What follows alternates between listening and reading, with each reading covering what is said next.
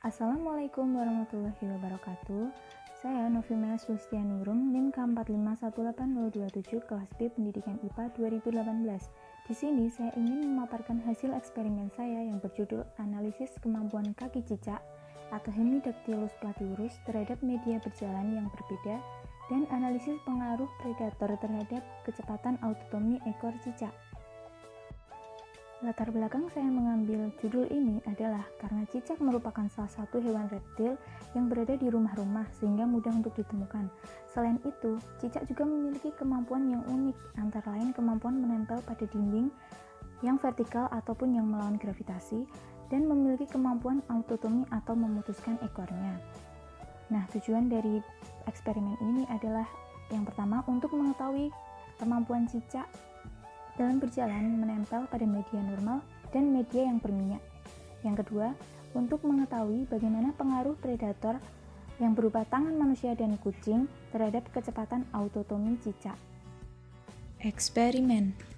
Dalam eksperimen terdapat alat dan bahan yang harus disiapkan. Yang pertama yaitu 1 buah ember, 1 buah kardus, makanan cicak atau berupa nasi, 1 ekor kucing, 4 ekor cicak, tangan manusia sebagai predator, minyak, stopwatch sebagai pewaktu, dan alat tulis. Dalam suatu eksperimen terdapat variabel atau objek penelitian. Yang pertama, eksperimen cicak berjalan pada media normal dan berminyak. Variabel bebasnya, media dalam berjalan. Variabel terikatnya yaitu kemampuan menempel cicak. Variabel kontrolnya yaitu waktu dan cicak. Yang kedua, eksperimen cicak autotomi karena gangguan predator yang berupa tangan manusia dan kucing. Variabel bebasnya yaitu predator. Variabel kontrolnya yaitu cicak. Dan variabel terikatnya kecepatan kemampuan autotomi cicak. Nah, sekarang pertanyaannya, bagaimana hasil eksperimen cicak berjalan pada media normal dan berminyak? Mari kita lihat hasilnya pada video berikut.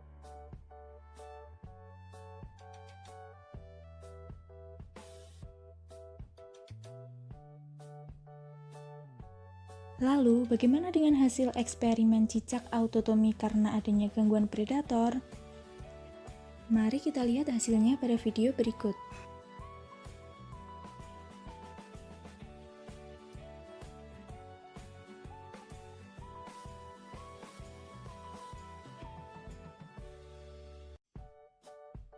Hasil eksperimen. Pada eksperimen 1, perlakuan pertama, hasilnya cicak dapat berjalan biasa di tempat normal yang vertikal dalam waktu 1 menit. Sedangkan pada perlakuan kedua, hasilnya cicak dapat berjalan namun tidak biasa di tempat vertikal yang berminyak dalam waktu 1 menit. Eksperimen kedua. Hasil eksperimen kedua pada perlakuan pertama yaitu cicak dapat melakukan autotomi dengan gangguan tangan manusia dalam waktu yang lebih cepat. Sedangkan pada perlakuan kedua, cicak juga dapat melakukan autotomi dengan gangguan kucing dalam waktu yang lebih lama. Pembahasan. Cicak merupakan salah satu hewan reptil dari anggota famili Geckonidae yang masih sekerabat dengan tokek. Sebagian besar jenis cicak dan tokek ini mudah ditemukan di tempat aktivitas manusia seperti berbagai habitat dari hutan hingga ke perumahan. Hewan ini aktif berburu di malam hari. Cicak memiliki panjang tubuh antara 75 sampai 150 mm. Nah, cicak memiliki lidah yang panjang dan lengket untuk menangkap mangsanya. Cicak ini memiliki 4 kaki yang dapat menempel pada dinding karena suatu zat perekat yang disebut spatulae. Dan cicak ini memiliki ciri-ciri yang unik, yaitu dapat melakukan autotomi atau memutuskan ekornya. Eksperimen pertama, cicak memiliki kemampuan menempel pada ember. Nah, mengapa bisa menempel? Nah, karena adanya suatu zat perekat yang disebut dengan spatulae. Selanjutnya, struktur kaki cicak. Nah, pada bagian A ditunjukkan struktur kaki cicak secara makro. Nah, pada bagian B ditunjukkan kaki cicak pada ukuran meso. Sedangkan pada bagian C ukuran mikro. Nah, itu terdapat serabut yang disebut lamellae atau bantalan lamellae. Nah, selanjutnya pada bagian D terdapat rambut panjang yang halus yang disebut dengan setae yang memanjang hingga 5-10 mikrometer, dan ujungnya terdapat spatulae yang sangat banyak, ukurannya 2-5 mikrometer.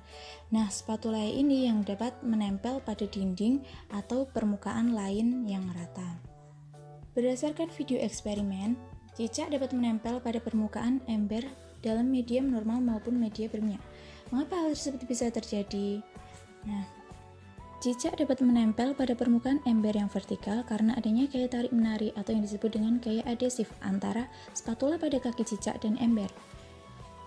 Spatulae tidak adhesif jika dalam keadaan diam, namun harus bergerak untuk menghasilkan gaya adhesif.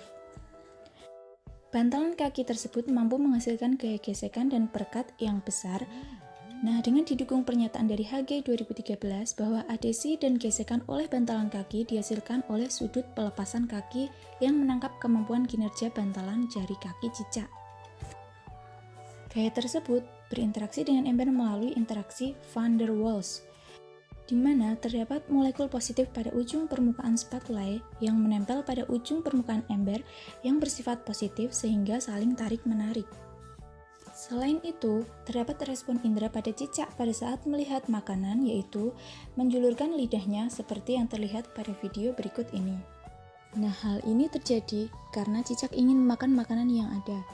Cicak menjulurkan lidahnya saat melihat makanan tersebut merupakan suatu bentuk respon indera penglihatan cicak dari adanya stimulus yang disalurkan ke otak sehingga mencapai lidah dan menjulurkannya. Eksperimen kedua, yaitu cicak memutuskan ekor atau autotomi.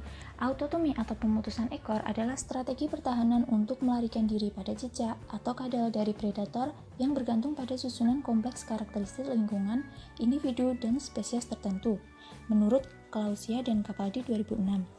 Mengapa cicak bisa mengalami autotomi? Nah, berdasarkan video eksperimen bahwa cicak merasa terancam karena adanya predator yaitu kucing dan tangan manusia. Bagian-bagian ekor cicak. Ekor cicak disusun oleh ruas-ruas tulang ekor atau vertebra caudalis yang tersusun berderet dari pangkal hingga ujung ekor. Nah, di dalam ekor terdapat juga jaringan lemak perivertebral bagian tepi tulang ekor, otot, saraf pusat dan tepi, pembuluh darah, dan kulit beserta sisik-sisik yang rapat. Nah, di sepanjang deretan ruas tulang ekor terdapat saluran yang memanjang yang disebut saluran verbal. Saluran verbal dilalui oleh susun tulang belakang yang dimana terdapat medula spinalis yang tersusun dari sel-sel saraf serta sel penyokong saraf. Nah, di bagian tengah setiap ruas tulang ekor juga terdapat dataran autotomi yang merupakan bagian menyempit membentuk suatu celah melintang untuk tempat terjadinya autotomi. Selanjutnya, mekanisme autotomi cicak.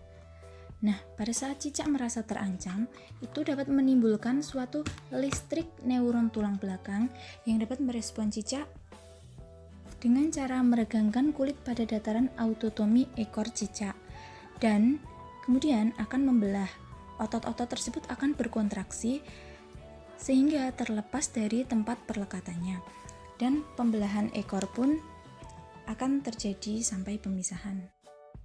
Hal ini disebut bahwa cicak berada dalam regulasi saraf aktif tingkat tinggi.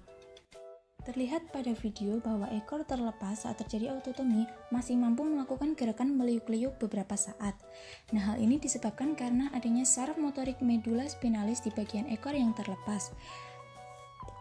Saraf motorik tersebut mengalami sedikit kerusakan sehingga mampu menstimulasi otot berkontraksi secara sesaat.